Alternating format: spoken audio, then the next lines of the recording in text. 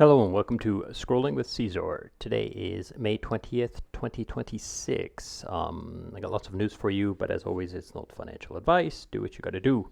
So, taking a quick look at the charts, everything's green today, about 1% for most things, 1.2-ish percent. Hype is up 6%. Hype has been growing pretty significant, actually.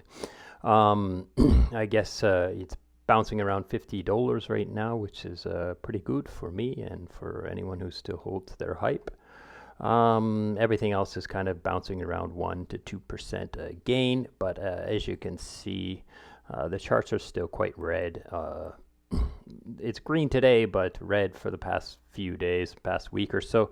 So I don't know. I don't know if this is a line of resistance. It doesn't really look like. It kind of looks like a line of resistance historically, but not really, sort of. But anyhow, so I don't know what to do here. I'm just going to leave my positions as are. I did think I needed to look at this gold. The gold is still chilling around my line, so I will leave it as is. So moving on to the tweets of today.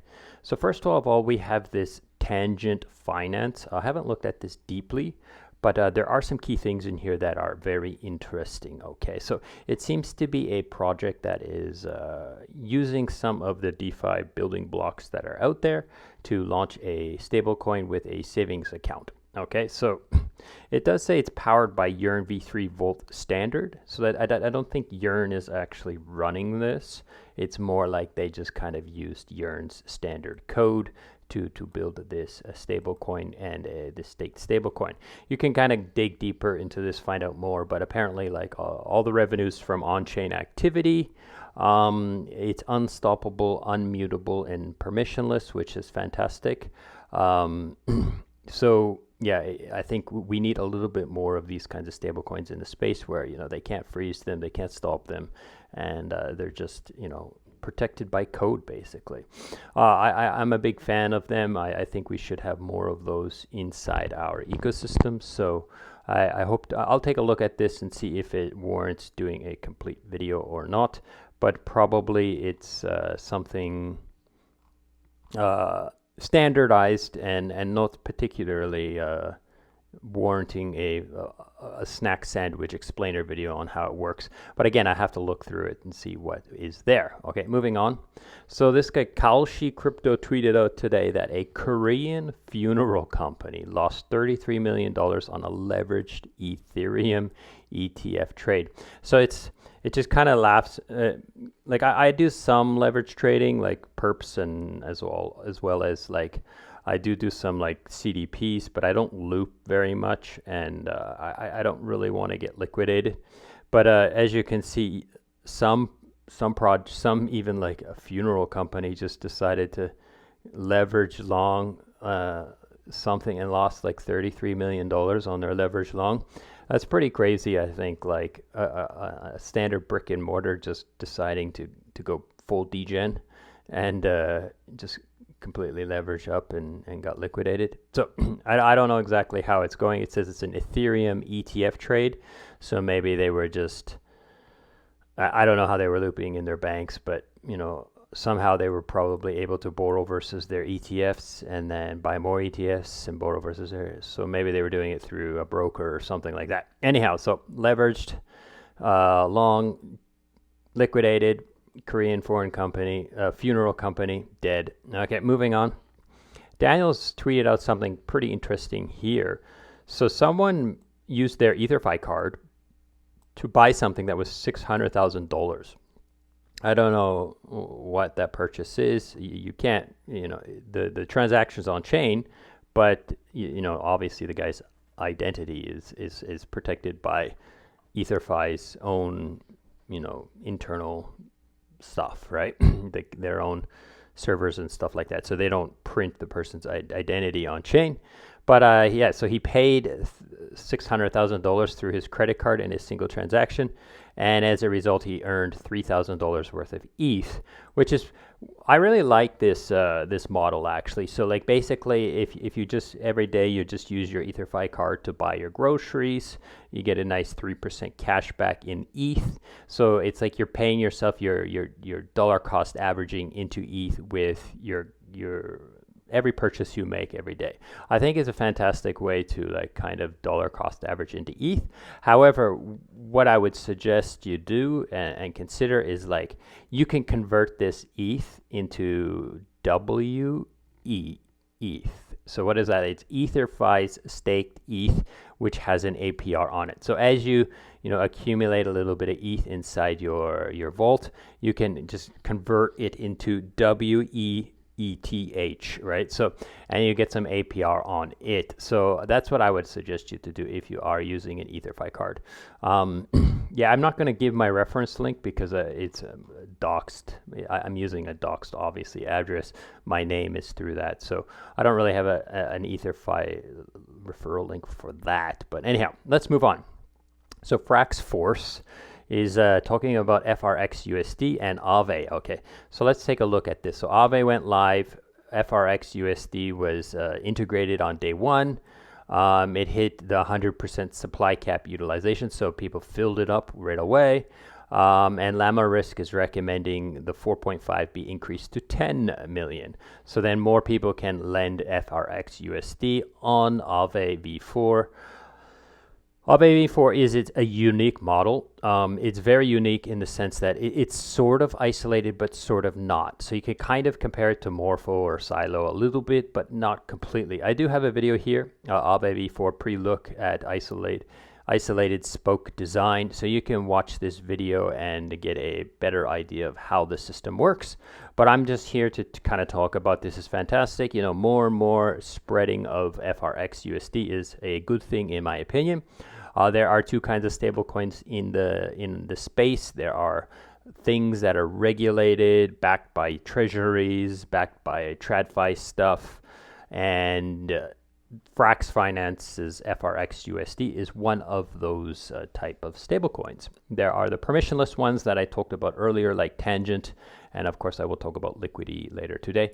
But FRX is like the opposite. It's like a TradFi suit coin. However, it's built by DeFi natives. So they, as you can see, like USDC does not work hard to get its USDC all over the place. It just has a giant market cap. So because it has such a giant market cap, people use it, people think it's safe, and projects integrate it. Whereas Frax actually reaches out and works with projects to help them, to incentivize users, and to just make the ecosystem better. So I'm all for people, if instead of USDC, consider using Frax. Like I use FRX USD in my EtherFi account because why not? And I get APR. I don't get APR if I put USDC in there, right? So anyhow, so there's that. So check it out. Check out Aave too if you want, and decide whether or not you want to play with that. Okay, so here we have a tweet by Hey Anon. So it's a pretty long like vibe coding type thing, but I've been playing around with this a little bit more. I find it still a little bit tricky for me because I don't do a whole lot of terminal vibe transaction type things, right? I like to just click the buttons. I like to read the docs. I like to run the front end. But some people like they want to be able to just talk to their agent, and it's kind of fun sometimes too. So Hey Anon has like 437 MCPs, which is like basically plugins. Like it understands how to talk to the contracts of like 437 different protocols basically. You can vibe code and talk to the agent directly with the human readable English. You can tokenize some agents. I believe this is coming soon. And the terminal where they can be bought, sold, and traded. So later when you have these tokenized agents, then you can kind of buy and sell them and maybe even hire them and stuff like that. So check out DeFi Hey Anon and consider if that's something you're playing around with. Okay, I'm going to talk about Alchemix today. I've got a video on Alchemix V3 if you want to know. I would highly suggest you watch that video or at least read the docs or something before you start playing with this. It is significantly different than it was in V2. So you really want to know what's going on. But anyhow, so today they're talking about mixed yield tokens. And if you go down here, you can see that the mixed yield token is basically like a vault. It's like a DEX aggregator, a yield aggregator vault. So if you can see, you deposit into this risk-adjusted mix USDC, and your USDC is earning 5%, and it's going to these different places to earn that. So Yearn, Tokamak, this is on mainnet, right? Euler, and then there's nothing idle right now. It's all deployed across. So these are like vaults with vault tokens, vault share tokens, okay? And these are the things that you would use. You would deposit in here, and then you could borrow ALUSD versus these for, in the system of Alchemix. So you could mint stable coins versus these. However, they've started to integrate Morpho as well. So another alternative, if you deposit in here and you don't want to mint the ALUSD, then you can take it to Morpho and borrow versus that. I've not looked at the actual Morpho and it's not here in the tweet. So I think they haven't quite gone live, but I'm not sure what you can borrow versus these as collateral. But I do think it's a good idea for them to kind of do this, because then more and more yield will be going into these.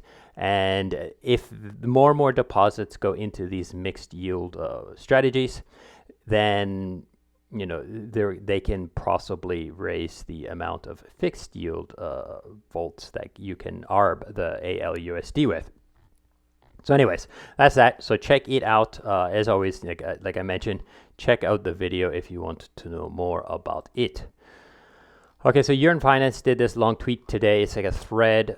Basically, they're just calling out upgradable proxies. I've been talking about these a lot, and I will be honest and say, yeah, of course, I use protocols that have upgradable proxies.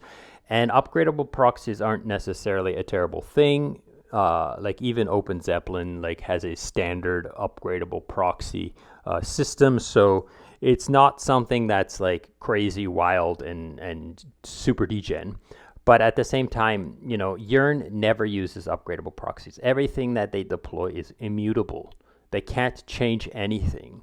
Like, of course, there are some admin functions where they can, add and remove strategies, but they cannot just remove the code and completely change it. Whereas upgradable proxies allow for a complete rugging of all the money. Like you might be in something that has absolutely no administrative abilities, like no way to change fees, no way to change strategies, no way to change any of the where the capital is deployed. However, if it's an upgradable proxy, then they can just change the code and rug everything. Like it's that easy. Like they can do that. So basically, it's a little bit of it's pretty standard now for people to use upgradable proxies, because it allows for things like, you can change bugs. You don't have to ask people to migrate. You can migrate for them. And this kind of stuff does happen all over the place. So it's not a wild, crazy thing. But I like to share that Yearn doesn't use upgradable proxies, so you know that your code will always be the code that you've deployed to, okay? Now, there might be bugs. There might be admin functions like I said, but at least you can pre-read the code and understand everything, and you know that no matter what, in 1 year, 10 years, 5 years, it will be the same code, okay? Moving on. So Bojan tweeted out a riddle about Liquidity and Fusion. So he's like, what pays 36 APR in ETH on ETH deposits and only uses Liquidity and Curve? The answer below is here. So I did do a video on this. It's pretty simple. Here's a quick little picture of it. You deposit ETH into Fusion. It's run by Sentinel. You get a ETH Volt token. Your ETH is used to mint Bold. Bold is put into US Curve to farm the Curve pool, and your rewards are used to buy you more ETH. So it's auto compounding ETH Volt using Liquidity as its source of yield, and Curve as its stable coin, and Curve as its source of yield. Okay. Moving on, here we have, I talked about WEETH a little earlier today when I was talking about the EtherFi credit card, and I was saying, you should convert your ETH into WEETH, and as you can see, it's become a collateral for the prime volts on Morpholabs. So they have their these WETH versus USDC, WEETH versus USDT, and WEETH versus ETH as a prime volt collateral on Stakehouse Morpholabs. So Stakehouse is the curator. Morpholabs, Stakehouse has a great track record of doing due diligence and avoiding some of the terrible things that have happened with curators in the past. So I'm happy to see that EtherFi has become part of Stakehouse's, whether they consider a prime asset, and it deserves it, I think. So anyhow, so let's move on. So last thing we're going to talk about today is Zach, Chainlink God. He's kind of just sharing. I'm not trying to suggest that teams do this, but I think it is still newsworthy. We haven't left the whole kelp, the kelp layer 0 hack thing in the past. There is still news about it happening every day. I saw yesterday that Aave has now opened all of the withdrawals. You can withdraw your ETH from Aave now, so that's great. But as you can see, there's been significant amounts of projects that have left layer 0 and moved on to Chainlink because of the way that that situation was handled and because of what actually happened. So he's saying $4 billion so far has moved on, and it's pretty significant. Okay, so if you go through this list, you'll see there are some significantly big protocols, as well as some that I've not heard of. I've never heard of Trido, but and neither had 10bin Labs, but obviously Kraken and Lido and Lombard and Solve and Kelp, they've all moved their significant holdings from layer 0 to Chainlink CCIP. Now, I don't know why they decided to do this exactly. Obviously, we can speculate and we can understand, but I don't know why they started with layer 0 and didn't start with Chainlink. Maybe Chainlink is more expensive. I'm not sure. But anyhow, that's that. I figure it is still newsworthy and worth sharing. Okay, so that's it for today. I hope this is useful and interesting, and thank you for listening, and goodbye.